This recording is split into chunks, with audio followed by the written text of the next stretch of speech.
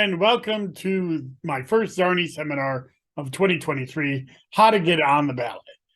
These seminars are part of my public education that I try to do in my role as Democratic Elections Commissioner in Onondaga County. And in today's seminar, I'm going to be talking about the various ways to get on the ballot in 2023. These are meant to be top-line seminars, giving basic information and then on the topic that is being presented. And then if you have any in-depth questions, please feel free to reach out to me, comment on the video, and I'll try to answer the questions. Or you can also call the Board of Elections office, 315-435-3317, and get a hold of me directly. So we're going to go ahead and start this seminar. I do these seminars about 6 or so a year on different election topics and in a timely fashion. And since the ballot process and the how to get on the ballot process is going to start on February 28th, this is coming just in time. So without further ado, let's start the seminar.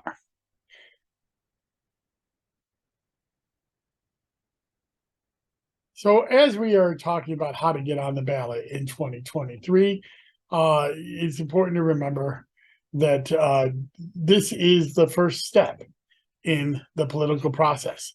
There's several different ways to get on the ballot, and I hope that I'm able to give you as much information as possible. I'll also be putting these slides on my social media feeds later in the week. So how to get on the ballot. Boards of elections are your first stop in running for office. We have information on filing deadlines and office eligibility. While we are a bipartisan board, our mission is to help any citizen wanting to run for office regardless of party. The Onondaga County Board of Elections is located at 1000 Erie Boulevard West in Syracuse, New York. We're normally open Monday through Friday, 8:30 to 4:30 p.m. You can call us by calling 315-435-VOTE. You can find us on Facebook at OCBOFE, or just search Onondaga County Board of Elections, Twitter, OCBOE, and email elections@ongov.net. We also have a very extensive website, onvote.net, which has a lot of maps and other information on there about running for office. And we update that basically daily, so check that out. There's a candidate information page that is going to be very informational for you as soon as we get by the statutory deadlines to start putting up signature requirements and other and campaign finance limits. All of that's happening over the next 2 months. Signature requirements will be dropping next week for the various offices, but we do have the offices listed that on there as well that are going to be up for election. So the offices on the ballot in 2023, this is a local election year, which means countywide offices and county legislature are on the ballot, as well as City of Syracuse and most town offices that are 2-year terms, and some offices that are 4-year terms. Countywide offices like county executive, county clerk, district attorney, and county comptroller are also on the ballot. All 17 Onondaga County legislature seats, City of Syracuse auditor, city court judge, 2 at-larges, all 5 district councilors, and 4 commissioners of education. All towns have some offices up, such as supervisor, clerk, justice, highway superintendent, receiver of taxes, and town board members, depending on the terms of office. The villages of Camillus, East Syracuse, and Solvay have November elections this year. So there are other villages having elections, but they are running in March and June and are not part of this presentation. Party designations. We have 4 recognized parties here in New York: the Democrats, the Republicans, the Conservatives, and the Working Families Party. Most offices for major party offices will have designations to choose official candidates. These candidates usually get an edge on local support for fundraising and passing petitions. Some things to keep in mind. Parties control those processes, so designation dates and declaration dates can vary. In fact, the designations for the Democrats and Republicans have already happened. So it's too late this year to get the designations, but you can run a primary. We'll talk about that. Often, it has no legal bearing, but can have benefits in name recognition and support. Seen as a first test of a campaign, often as many voting members as a small village. The Onondaga County Democratic Committee has over 650 members. So it's not like two people in a back room making these decisions. It's a small election in and of itself. And of course, Supreme Court candidates are nominated in judicial conventions later in August, which we will discuss later in this presentation. Petitions.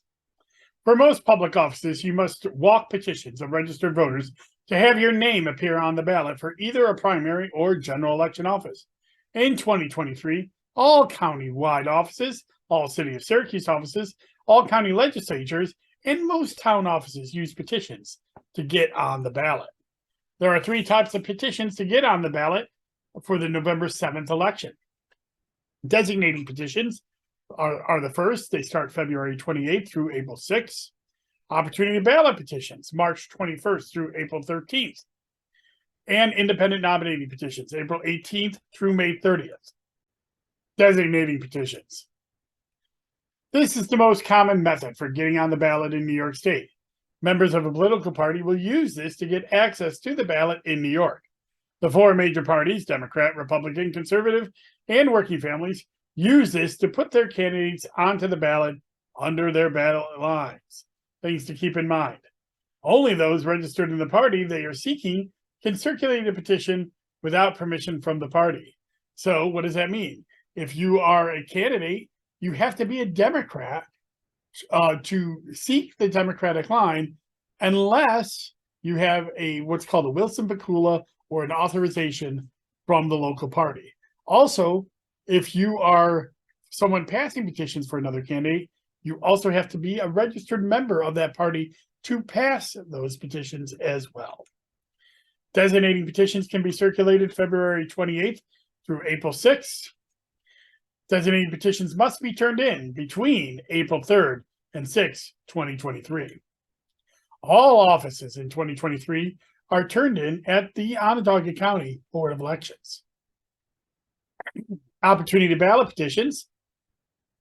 If a candidate who misses the designating petition window wants to challenge for the ballot line of a recognized party, they have to circulate opportunity ballot petitions. This creates a write-in primary on the June ballot against the designated candidate. Some things to keep in mind. Your name does not appear on the ballot, and it must be a write-in to win against the name of the designated candidate. You must have 3 people of the party you're seeking serve as your committee to receive notices, and they have to acknowledge that they're willing to do so as well. The courts have thrown out petitions where people just put any 3 names.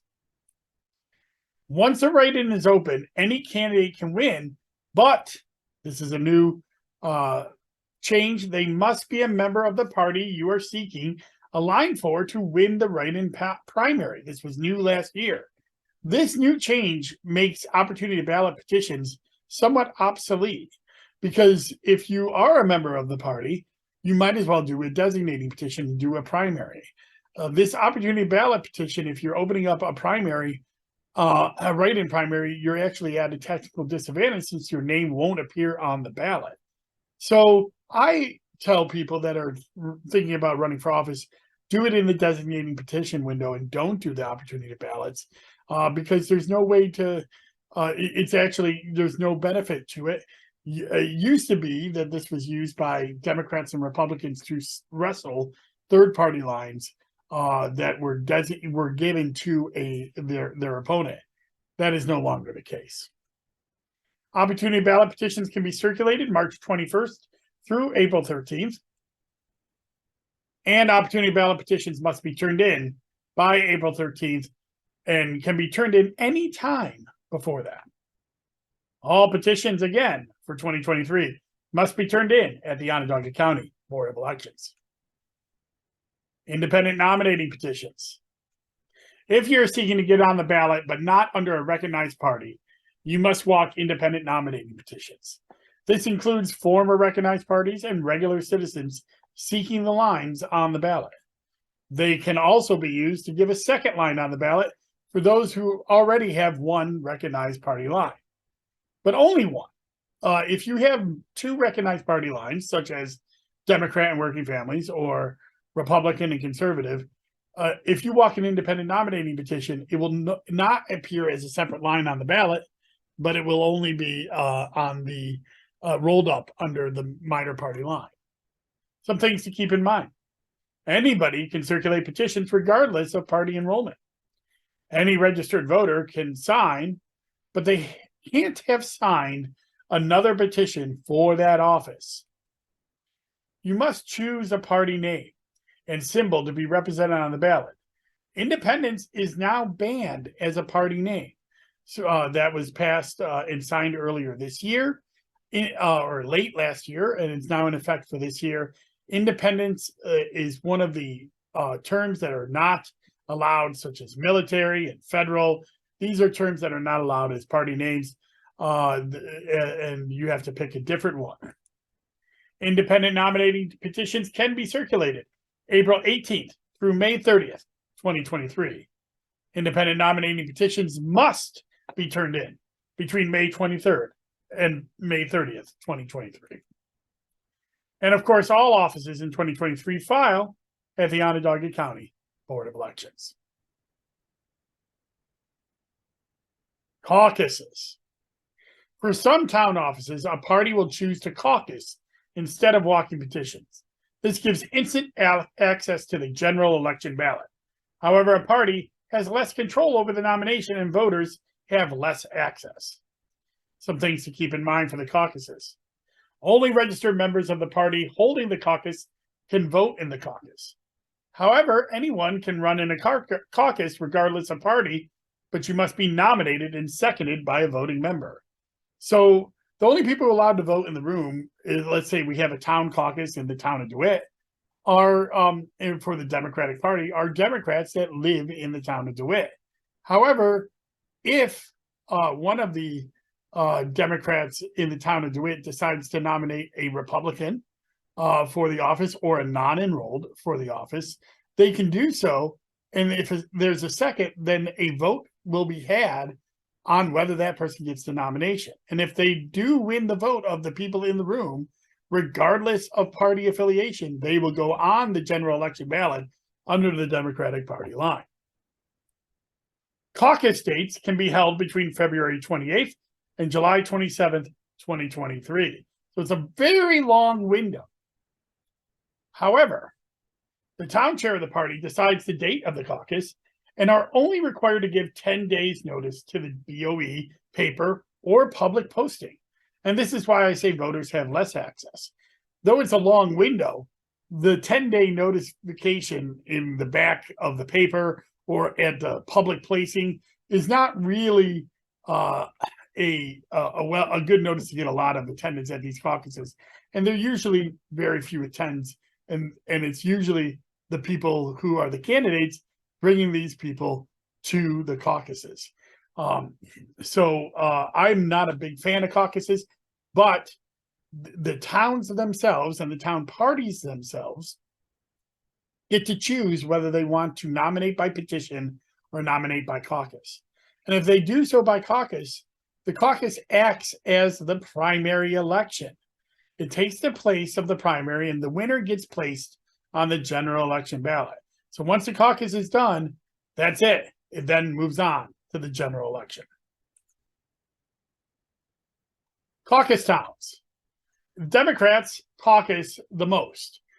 Camillus, Cicero, Clay, DeWitt, Elbridge, Fabius, Geddes, Lafayette, Marcellus, Onondaga, Otisco, Pompey, Skaneateles, Tully, and Van Buren.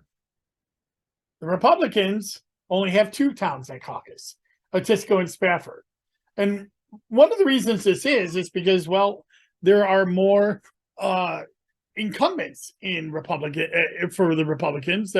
They have more offices that they have, either townwide or the vast majority of a town where there are held by Republican office holders.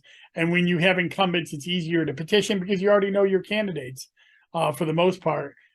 Whereas Democrats are usually doing candidate recruitment well into the summer for the town elections. So that's one of the reasons they caucus, is because they can hold those caucuses later. The Conservatives, Fabius, Lafayette, Marcellus, Onondaga, Etisco, Skaneateles, Spafford, and Tully hold caucuses. And the working families, no towns hold caucuses. All of them are filled by designating petitions. Judicial nominating conventions. For Supreme Court justices, the only ballot opportunity is judicial nominating conventions. Some things to keep in mind. Onondaga County is in the 5th Judicial District, which spans 6 counties: Herkimer, Jefferson, Lewis, Oneida, and Oswego. Judicial delegates walk designating petitions for each assembly district to get on the ballot. No independent nominating petitions. You must have the party designation. So the judicial nominating conventions are only open to the 4 registered parties. Conventions will be held August 10th through the 16th, 2023. 2 Supreme Court justices are up for election in 2023. So the judicial conventions act much like a caucus.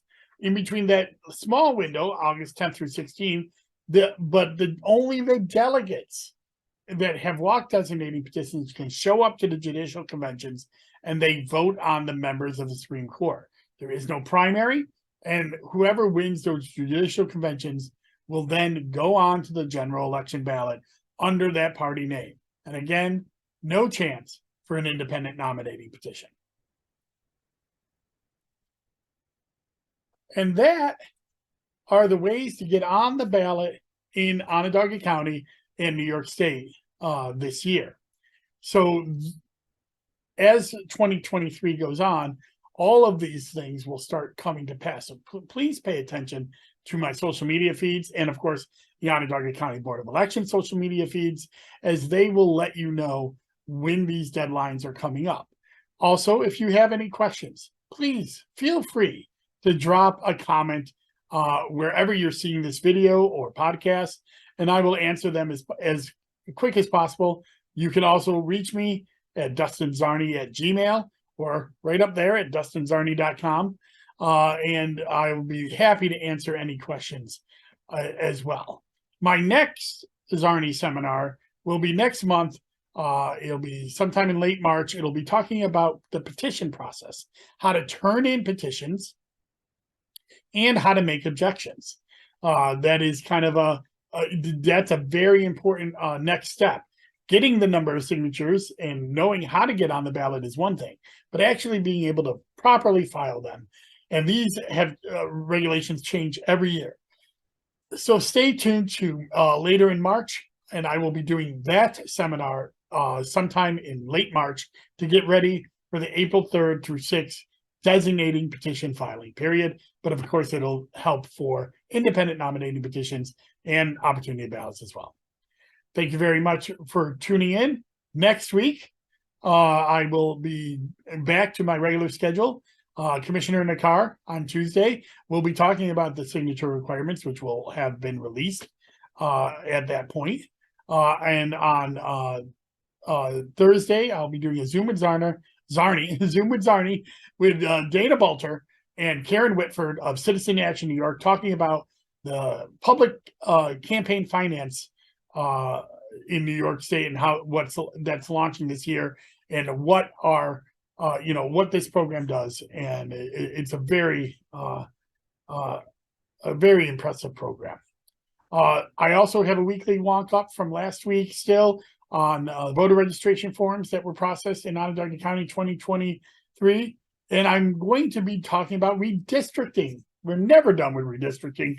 This weekend in the weekly wonk, about the city of Syracuse Common Council districts and county ledge districts, the new districts that have taken effect, and how they have changed on a top line level. We'll get into the individual districts in a later weekly wonk, but we're looking at just what the changes were from last year to this year and how it was affected.